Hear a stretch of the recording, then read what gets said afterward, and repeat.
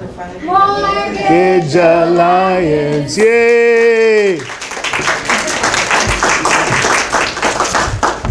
Hello, everybody. Hey, welcome to Fall 2017.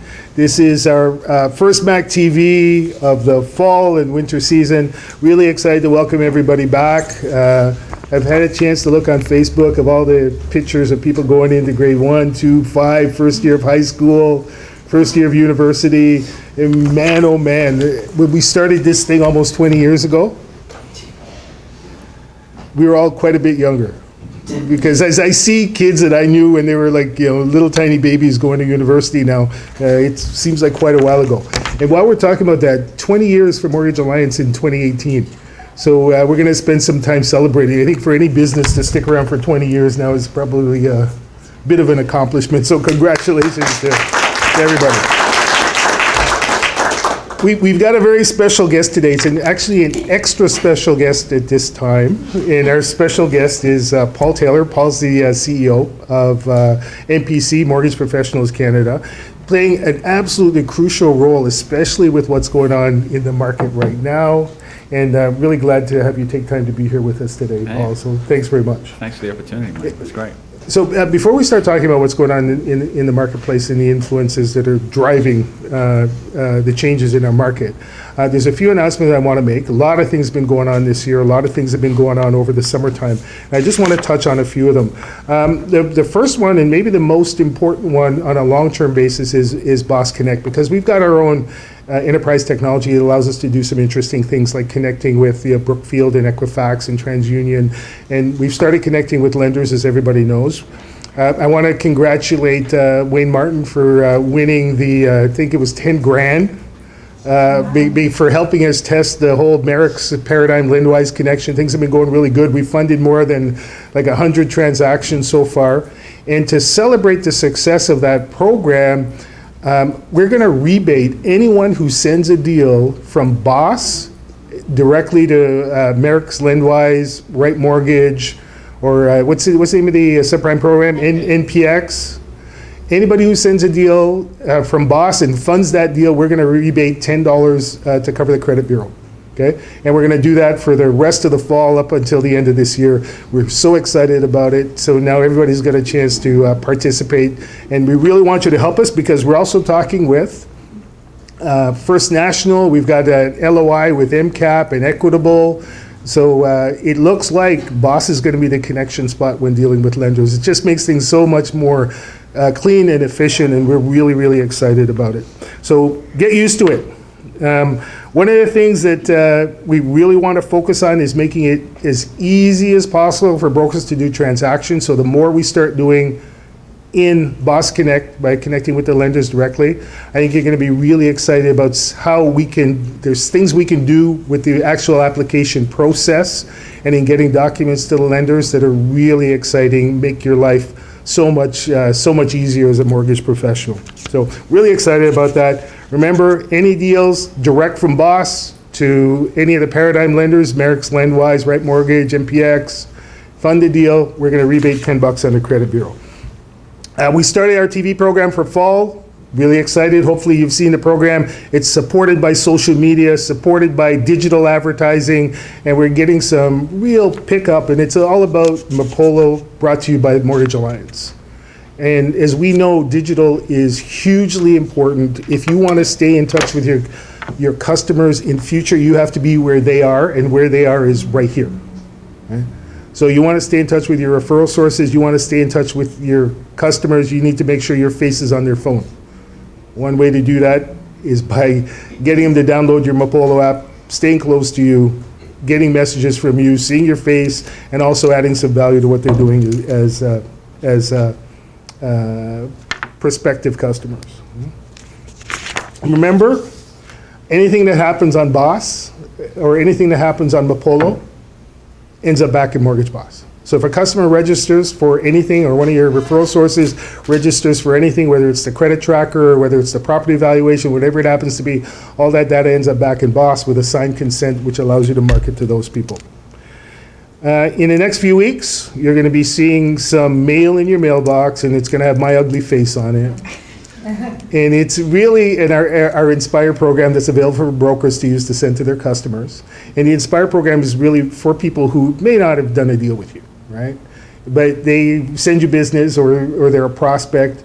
It's hard copy mailing because we know people pay attention to either mobile or hard copy mailing. For some reason, if you send somebody a text, they respond in like 10 minutes. If you send them an email, it's a day or two later that they actually respond. If you send an email to my kids, you're lucky if you get a response in a week. So let's focus on what our customers are doing, and their customers are paying attention to mobile, and I think people are starting to pay attention to hard mail again because they don't see it very often. And if it works for TD, because TD sends me 4 or 5 pieces of mail every month, if it works for TD, it'll work for us. So maybe we should start looking at sending a mail. Inspire is the way to do it. It's got great content. Most important, it's got your face. So consider the Inspire. When you get the one from me, remember that could be going from you to any one of your customers. MasterCard's in full swing, 5% cash back on any home improvement category. Really, really exciting product. If you have not taken advantage of it yet, you should really, really consider doing it. For a broker, we're in a transactional business, or I should say, we're in a transactional business, but we're in a relationship business. And we don't want to be talking to our people once every 3 to 5 years. We want to be talking to people on a constant basis to make sure that they remember us when it comes time to renew, refinance, move, whatever it is that they're going to do. And ways to do it are staying on their phone, making sure that they've got a MasterCard that's been provided by you because your name shows up on all the statements. You get paid one time, you get paid on their spends. So you need to take advantage of these opportunities to stay top of mind with every single one of your customers. So make sure you capitalize on it. One more thing before we talk to Paul. We didn't do the ride this year. The reason we didn't do the ride this year is because the team of people that have been so great leading this thing came to me and said, Mike, we don't think you're ready for this. And frankly, they're probably right. So we postponed it till next year, but in its place, we're going to do something that everybody's going to get involved in, or everybody has a chance to get involved in. And we're calling this the MAC Ultimate Challenge. And the MAC Ultimate Challenge is a fundraiser, and it's a fundraiser for Canadian Cancer Society. Canadian Cancer Society has or affiliates in districts all across the country, so everybody can participate.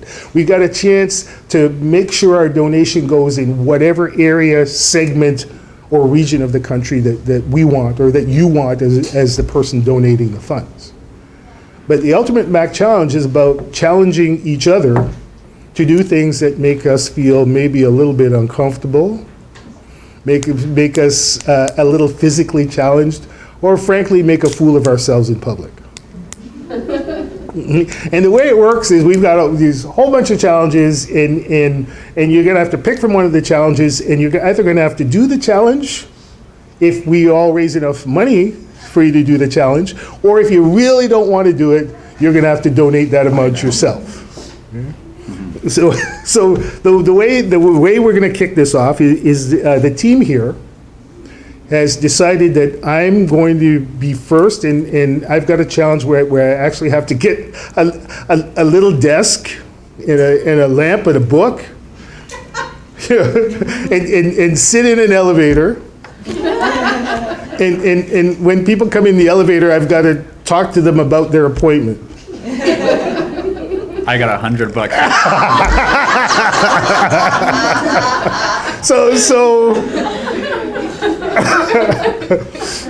I mean, this is going to be pretty interesting, and we're going to video it so everybody can see it. And the challenge is going to be up there relatively soon. I think we've got a website someplace. What is it? Ultimate Mac Challenge. Does anybody remember the website? Cancer.ca/Ultimate Mac Challenge. Right, and you'll see like the specific challenge there, and when the challenge is completed, you'll see me make a complete idiot out of myself. and here's our first donation. I'm in. Thank you very much. Just helping you with your buy down. Yeah. Just remember, I get to pick who's next. I travel an awful lot. Do we have one where you have to wear a onesie to work?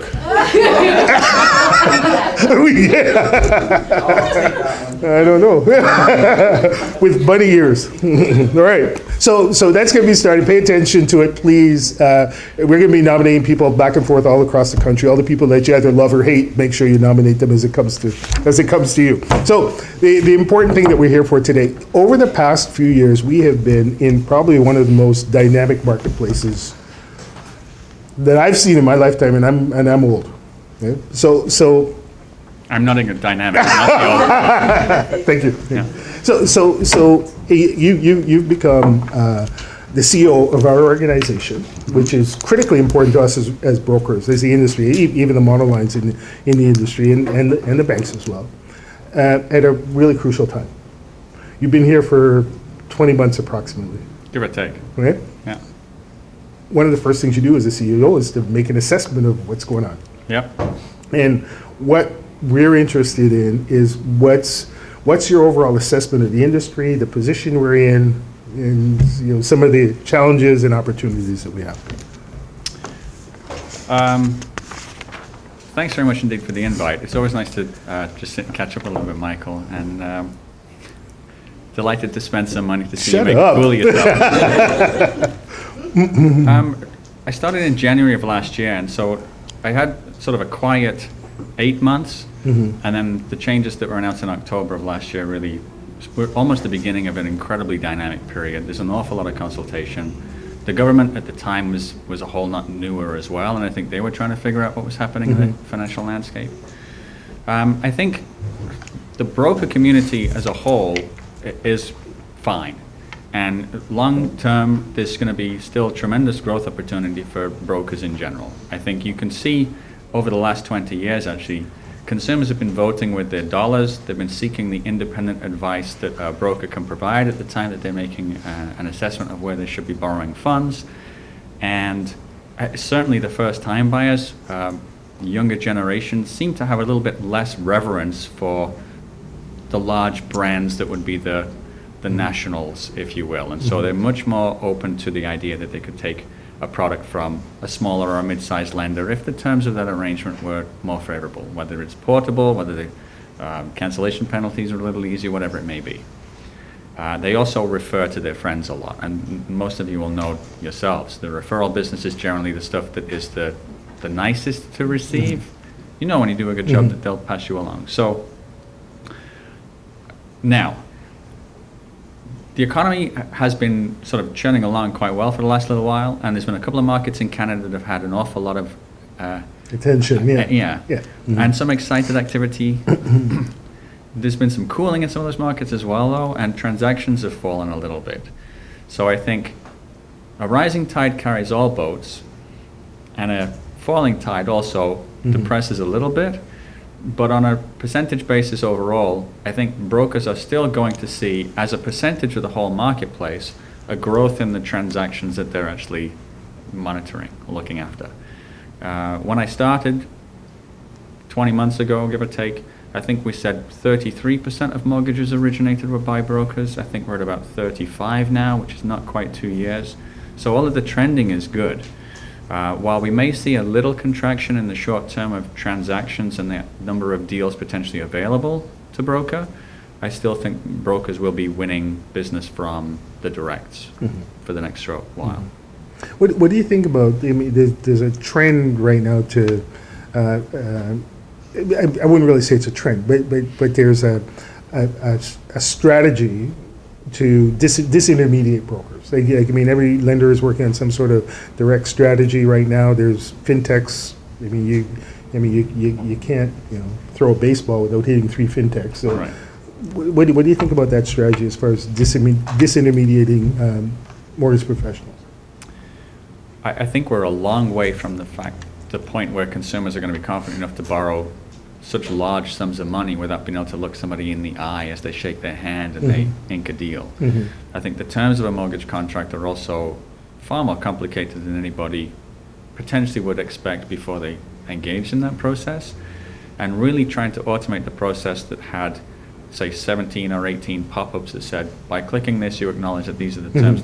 By clicking this, you acknowledge that these are the terms. By clicking this, somebody is going to be made to feel uncomfortable at a certain point. Just pick up the phone and ask somebody to explain in plain English what's happening.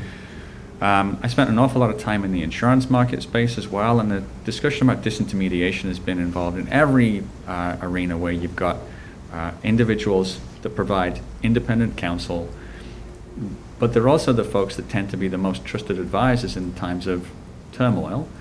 And our marketplace, as you said right at the beginning, has seen more change in the last little while than almost any other industry that I can imagine. So there's a new stress test for insured mortgages. There's a potential stress test for uninsured mortgages. Interest rates are rising. It's difficult to determine what size of down payment you need and what that's actually going to do to the interest payment, because there's actually going to be a correlation between those two things now. I can't see there being a significant change in attitude within the marketplace in anything like the immediate future. That said, I think it's really important that brokers understand they need to be involved in the technological space themselves, though, because you are going to see more and more customer introductions created in that arena. I don't know if you'll see complete transactions in that space, but definitely there'll be more and more folks that you might not even meet in person, but you'll conduct an awful lot of transaction or portions of the transaction electronically, and then you might close it with a telephone call or something. So That makes sense. What's a major risk you see to our industry right now? Major risk. our government policy and intervention. I think. I just want to let you know you're jumping ahead into questions, but that's okay. I understand. I don't think that there's a tremendous threat to the mortgage broker channel from anything to do with consumer sentiment. I don't actually think there's going to be a tremendous downfall in activity within the housing market. So I think that the economy has actually been growing the last number of quarters quite dramatically, actually, which is why we're seeing some of these Bank of Canada increases. So the thing that is potentially going to put the biggest damper on the mortgage marketplace is government policy, no doubt about it. And when all of the previous changes, and we've talked about this ad nauseum, so I don't want to spend an awful lot of time on it, but until October, I think all of the tightening of lending rules, we all would have agreed, probably quite prudent. Since October, it feels almost like we've gone past the point of trying to be fiscally prudent, and we're actually now starting to damage the potential for Canadians to own their own homes. And the longer term economic impacts of that are that the average Canadian's personal balance sheet is actually going to be weaker in future than stronger, which feels counterintuitive for a finance department's objectives. So there's an awful lot of things that have changed quite recently, and we're in the middle of consultations for risk sharing and stress tests on uninsured. Depending on how those things are introduced into the marketplace, or if at all, those are going to potentially really cool consumer spending and housing investment, and that definitely is the biggest risk for us. If you were to make an assessment, what would you, how would you rate the success of risk sharing as far as an initiative that's going to be implemented by the government? So I don't have a crystal ball, so I'll preface this with a statement that says, I'll tell you what my expectation is going to be across the next 24 months, but we don't make the decisions. We certainly try to exert as much influence as possible, but it's the policymakers and it's the Minister of Finance ultimately that make that call. My suspicion is we're not going to see risk sharing introduced in at least the next 24 months, if not further. To really bring something like that into play, we'll have a significant structural reshaping of how lending in Canada works. Right. I'm also not convinced it's actually going to create any additional safeguards for consumers, and potentially it's going to put some lenders in a more tenuous position, not a stronger position, which actually is, again, counter to what OSFI's main objective is. If the intent of any of these structural changes is to make sure that lenders are better capitalized and are better prepared to weather the storm of a future downturn, then through the period of the risk sharing and as the market plays out, you actually could see some folks in a lot worse financial position, the lenders, I should say this. They're going to require increased minimum capital requirements, which means they just have to shore up more money to offset the potential liability that a deductible on those losses is going to provide for them. They're also not experts in insurance, and the folks that are experts in insurance are taking a smaller portion of the risk. There's going to be an awful lot of additional administrative cost in the event that there's a need to repossess a home because somebody has defaulted. And so there's actually just going to be increased cost for consumer, because when you share the risk around, it's not just going to be 100% of the premium shared, it's going to be the premium shared plus the additional administrative costs. So all of it seems like just a very poor policy on paper to me. I understand the philosophical statements that are made, that aligning the lenders and the insurers' objectives makes sense, but I just don't think practically it does. And we've had all of these conversations with finance, as have a number of other members within our industry, and I think they understand that. We're also now sort of halfway through this government's mandate. Following these tax reform changes that we'll probably talk about in a minute or two as well, I can't see the Ministry of Finance making too many really divisive types of changes before the election arrives, because people's memories are short and they tend to want to make difficult changes at the beginning of a 4-year term and not so much closer to the election. Yeah, no, thanks. No, I really appreciate your thought on that. And you're right, we don't have a crystal ball, we don't know. But for me, that's a pretty scary prospect. The ultimate payee is going to be the consumer. Always, yeah. Or payor Yeah. is going to be the consumer, right? Right. Because everything gets filtered down to them, and Absolutely. the more any costs that are input in the system ends up on their plate. Exactly. And I mean, we've got stress tests in place that are reducing their purchasing power. Bank of Canada is increasing interest rates, which is already having a cooling effect. How many more additional mechanisms are you going to layer on top to cool the market down? It's not good for us. With commodities are cool. Housing has been sort of the sole pillar propping up GDP for the last number of years. There's only so many ways that you can ensure prudence without just attacking the overall economic health of the structure, and I think that they're conscious of all of that. Okay, all right. Before I start talking about the tax issue, I want to just bring something to your attention that you already know, but I mean, maybe we can talk a little bit about everybody else, We've seen market share of the lenders involved in our segment skyrocket over the past number of months. I mean, their market share has gone up 8 to 10% because the monolines are just not able to compete in certain segments of our space, and all the brokers know what we're talking about. For sure.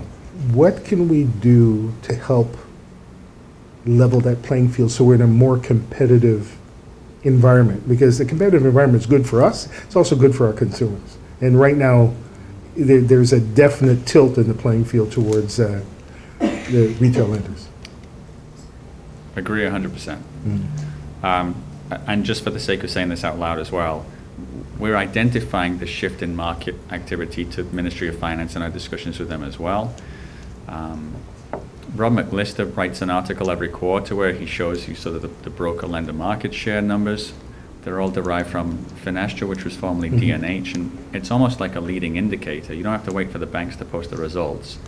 D&H can show you where the business is flowing, and you can see some lenders gaining a large share to the detriment of some of the others. The easiest way to support a business is just to send it some business. And sometimes you can't if they've been like locked out. And on the day-to-day transaction basis, I've never been a broker, so I'm not going to be able to give any direct feedback or suggestions about how to manage a conversation. But if there are particular lenders that you're trying to support, then I might, just as a sales practice, start highlighting the elements of the particular product that those lenders would offer that make them the superior product. So while cost and interest rate may not be the thing that they're able to win the day on, the portability or the cancellation penalties or other things within the product structure that would make them more favorable are probably the things that I would open the conversation with my customers. Get them thinking about those types of things early on. All right. Is there any help that you would need from your constituents or brokers across the country to help you present more effectively with the in the government relations efforts that you have? That's a great question. There's nothing that's happening that the Ministry of Finance isn't aware of. Mm-hmm. So all of the points that we've just made have been made repeatedly. I actually was in the Minister's office 2 weeks ago Friday and discussed all of these same points that I've been discussing with them since October. Because nothing that's happening wasn't unforeseen. We knew when these changes were announced that there would be advantages created for certain lenders over others. And we've been reminding the government, CMHC was created to encourage home ownership. And this Liberal government was elected on a platform to support the middle class and promote their ability to get into the market. And Canada always wants to ensure that we have a healthy and competitive, vibrant marketplace, which is another reason CMHC was created. It actually still says that on their website as the reason for it being. They took it down this morning. Did they? I bet you they haven't. In a discussion a couple of Fridays ago, one of the things I made mention of is we're really disappointed to see the Minister of Finance suggest that CMHC is still there to support some of the smaller lenders remain competitive. Because if you look at the portfolio insurance volumes that are transacted, I think Genworth said there's a 96% reduction in that. That's tantamount to a withdrawal from that market space, right? But in the Minister of Finance's response back to the Standing Committee of Finance's report, sorry for all of the jargon here, the last bullet they put in response to the committee's recommendation that all lenders should be supported is, well, we still have this portfolio mechanism fund. So I had to sort of cry foul and suggest that what was written there wasn't necessarily accurate. They're aware. So outside of additional individual letters that are sent or conversations one-on-one with MPs to outline some of the, I think what they may be missing is how the additional costs are ultimately going to be passed on to consumers. Because even though you might find that there are interest rate differentials between some products, because the cost of capital is different for each. Right. The consumer ultimately will end up paying more. Statistically, I think 7 out of 10 folks will break a 5-year mortgage term. You guys will know this better than I will. And if you're sending a whole bunch of business to a particular lender who might have higher cancellation penalties than others, the average Canadian is actually going to end up spending more money through that mortgage transaction than if they'd been with potentially a higher interest rate lender. So, Right. yeah. Okay, thanks. So there's not much we can do that we haven't done directly, but if you know an MP, you give him a call and. Absolutely. So one of the things that is the most dangerous thing for all of us collectively is to just become complacent about the problems that we're seeing. So the moment that we as a community throw up our hands and just sort of accept, I guess this is the way that it is exactly the moment that the Ministry of Finance will say, you're right, this is just the way that it is. The longer you continue to make some noise and express the concerns and the frustrations of consumers to your MPs, the longer that these issues are going to remain current. As soon as we fall quiet, we basically acquiesce that this is done. Yeah. All right, well, good point, good point. Let's talk about the income tax. This is getting serious now. No. The new proposal is going to basically affect every intermediary in our position, because like a lot of people have their own corporations that they get paid to. And right. So what are you going to do about it? So, Minister of Finance, 2 weeks ago, we expressed some significant concerns about this thing. The Minister is likely going to move ahead with the changes that are purported. Please don't shoot the messenger on this. I would love to be able to provide some messaging that says we can turn the tide on this, but if you look at just government polling statistics and actually even the rhetoric of the language that's used within the draft consultation documents, it really does pit an employer against an employee. It is built to be derisive and divisive. And if you read the comment sections within a good number of the articles that are online as well, a lot of the sentiment is from the folks that don't own their own business, that have no understanding of what the cost of running business is, who seem to be supporting the Minister of Finance. All the way up to the macro level, Trudeau's approval ratings are still way in the high 60s, low 70s, so anything that they recommend as a government, they have the full ability to move through. I think it's unfortunate for the Minister of Finance. The manner in which they've described these changes have also, though, created an awful lot of concern, and I'm not sure that there's going to be as big an impact to the community as a whole as we may think there will be. So we've got a draft of a letter that we're going to be sending to the Minister of Finance. We did send a survey out to our members. Today, actually, for anyone that's watching this live, we sent our final reminder out. I have to close that survey at the end of the business tomorrow. We have a board meeting at the association on Wednesday, and we'll be making a determination as to how aggressive a noise we make on behalf of our members to government at the end of Wednesday. We either go full court press, or we express some concern, or we decide that we just need to do our best to educate members about what the real impact of these are going to be and some alternate tax strategies that they could potentially employ. We'll see where that goes. If you haven't answered the survey yet, please do. As much data as I can possibly collect to really inform the decision that we're going to make. If you're a corporation as an individual and you are employing a family member, in almost all instances, the family member is likely working for the business, and so you have no problem there.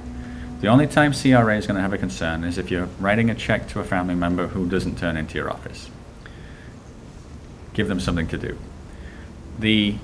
One of the three changes that I thought was going to have the biggest impact initially was the passive investment prohibition. And it's really poorly described.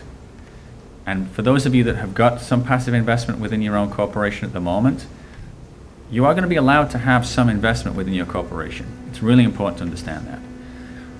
Every business everywhere will keep a certain amount of money to ensure that they can have 6 to 12 months worth of operating funds in the event that there's an economic downturn. You've got to be able to make sure that you can keep your employees paid. There are businesses all over the place that have also got contingency funds for things like a building. I don't want to rent anymore, so I'm shoring up capital to be able to invest in something like that. There are also sort of key employee funds and other things that CRA already has mechanisms in place to allow you to put money inside the corporation in a reasonable rate of return. What I don't know yet is exactly how these things are all going to interact, but I think it would be almost impossible, frankly, for government to say, you can't have $1 invested in the corporation without us taxing you. There is definitely going to be contingents and operating expense funds that you can contain. Now, there may be limits on them. You might have $1 million cap for a building fund or whatever. But they're not going to be ruled out entirely. And so the effect of the changes that are brought in are still not really understood fully. Will it have some implications? Absolutely. Is it going to increase people's tax burdens? For sure. Is it going to cripple people, though? I really hope not. And I'll make sure that we do everything we can to educate our folks about what it is that they need to know. And once I have a better understanding of the actual effect on most of our members through the survey, then we'll figure out exactly what things to take. And if you can't change, then you figure out what you can do to adapt, the best way to adapt to Absolutely. Right. I mean, at the association, our whole purpose is to do what we can to support the businesses that are our members. So if we can't affect change, or we can't create some tweaks to the changes to minimize the impact of those, then we can at the very least educate our members about what they could do alternatively to make the best of a situation that's been thrust upon them. So we'll pick one of those paths based upon what we feel is the appropriate course at the time. All right, good. I want to end on some positive news, right? And I don't know if everybody hears this or not, but seems like we have some construction going on upstairs. Sounds like we've got cows in the background. I want to end in some positive news. We've talked about the government impact on housing in Canada and making it more challenging for people to qualify for mortgages. We talked about the proposed tax regulation. It's also going to see an impact on entrepreneurs. Let's talk about some positive news. Tell me what's going to be going on at the conference in November. Oh, it's going to be awesome. It's going to be so awesome. We have a couple of very cool keynote speakers lined up. Stephen Harper is going to be our closing keynote, which is, I'm really interested to hear what he has to say. I gotta tell you, like Joe's gonna be sitting in the front and he's gonna be going, and he's got a picture of Stephen Harper in his office. I will reserve all comments. We had breakfast with him maybe 3 months ago, and he's got a really interesting perspective. He understands sort of the international responsibilities that Canada as a fiscal entity has, and some of the comments that he has made to us about the current state of the economy and some of the potential impacts of current changes are really interesting. He's not going to make any derogatory comments about current government. Nobody that's ever been in government in the past does that. But he'll have a really interesting perspective, and he might have some really good suggestions for what we could do as a community even. Terry O'Reilly is also scheduled to be a speaker. I don't know if any of you used to listen to The Age of Persuasion on CBC radio. He's a marketing guru. So he'll have some really cool sort of anecdotal stories that will express really smart marketing tips and tricks and the psychological reasons behind why these things are successful. So those are good. Our education concurrent sessions are about 7 or 8 deep, and we have 4 time slots for those. So at every session there'll be something that will catch your Appeal interest. to somebody, right? And we've got technical courses, we have marketing courses, we have business courses, you name it. We'll find something that will appeal to you. It's the best networking event across the country, bar none. We usually get anywhere from 12 to 1,400 mortgage professionals as part of our community. And I'll be there. Yes, there you go. Yeah, it'll be a really tremendous time. We traditionally have done Toronto, Vancouver, Toronto, Montreal. We're in Niagara this year just for a little bit of a change of scene, a different flavor. I guess that means some people can gamble in the evenings if that's something that they're inclined to do. I'm really looking forward to it. It'll be a really good time. Oh, good. Yeah, we're really looking forward to it. Very excited about it. I'm getting the nod that we're going over time. So I'm going to have to say goodbye now. Anyway, thanks very much for watching. Really appreciate it. Thank you very much, Paul. Thank you, Michael.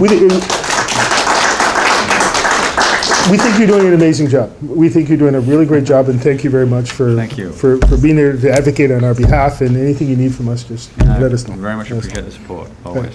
So before I go, submit a deal or two direct. You got to try it out. This is the future of the business. Stay close to your customers. Make sure you use the Mapolo app. If you want referral business, if you want to find ways to get customers in your database so you can stay in contact with them, this is the way to do it. Make sure you capitalize on the MasterCard. There's nothing better than having your name appear on their statement every month in their mailbox.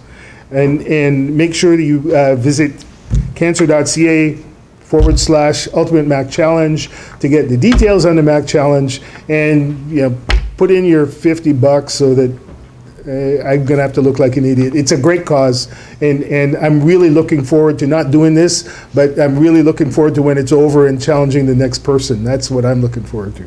So thanks very much for watching, and remember, come November,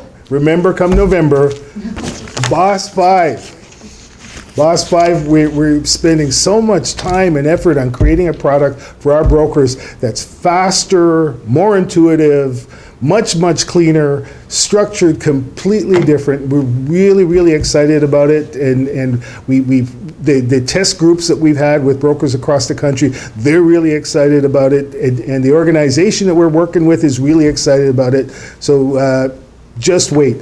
When you see Boss 5 in November, you're going to be just absolutely dumbfounded with the capabilities and the quality of the product. So thanks very much for watching. Really appreciate you. Congratulations on your success as an organization. We're actually up about 5% year over year. So I mean that's all goes to the quality of the brokers that we have within the organization. Thanks for being part of the Mac family, and I'll see you next month. Thank you.